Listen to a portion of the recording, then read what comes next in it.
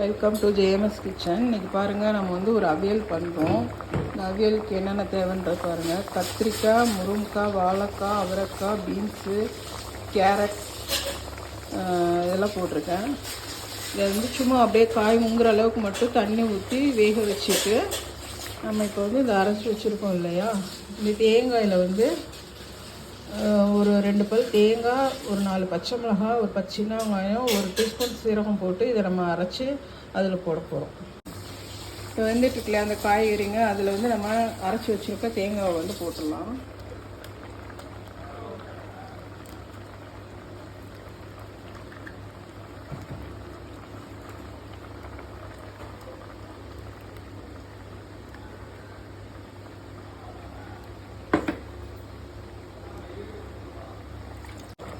பாருங்கள், இப்போ நம்ம வந்து வெந்துட்டுருக்கிறதுல 2 ஸ்பூன் தயிர் ஊற்றிருக்கோம்.